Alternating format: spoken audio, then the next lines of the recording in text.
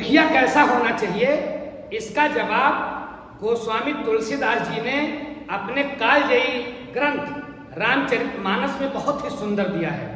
जब राम जी की आज्ञा मान करके भरत अयोध्या वापिस जाने लगते हैं तो राम जी भरत को समझाते हुए कहते हैं कि 14 साल तक आप अयोध्या के राजा बने रहोगे, तो उस 14 वर्ष के दौरान आप प्रजा का पालन कैसे करोगे, एक मुखिया को कैसे रहना चाहिए, घर का मुखिया हो, समाज का मुखिया हो, देश का मुखिया हो, इनको कैसे रहना चाहिए, किस प्रकार से अपनी जनता का पोषण करना चाहिए। तुलसीदास जी ने एक सुंदर दोहा लिखा।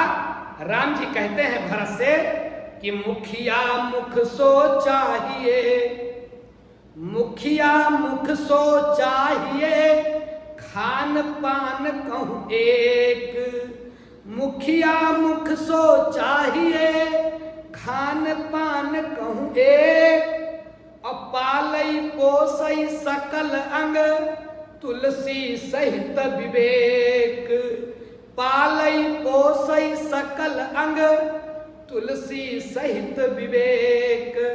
तुलसीदास जी कहते हैं कि रामचंद्र जी कहते हैं कि मुखिया वो चाहे जहां का मुखिया हो, मुख सो चाहिए। मुखिया का व्यवहार हमारे शरीर में मुख की तरह होना चाहिए।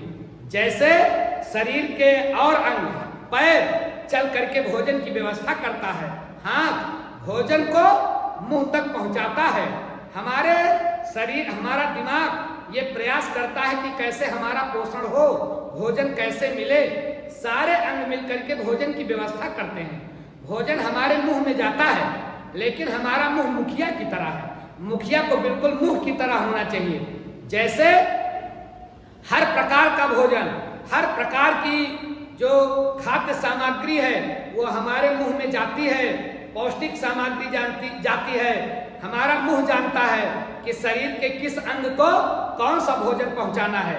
बहुत ही ईमानदारी से हमारा मुख प्रत्येक अंग को भोजन बांट देता है, जिसको जैसी जरूरत होती है वैसे सप्लाई कर देता है। मुख अपने अंदर एक दो कौर भी 5 मिनट के लिए नहीं रखता।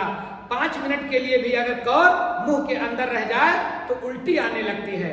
जैसे मुख अपने अंदर बहुत देर तक भोजन नहीं रख पाता, वैसे मुखिया को चाहिए कि जो देश की, परिवार की, समाज की सामग्री उसके पास आ रही है उसको अपने पास ना रखे, यथोचित जिसको जैसी जरूरत हो वैसे बांट देना चाहिए।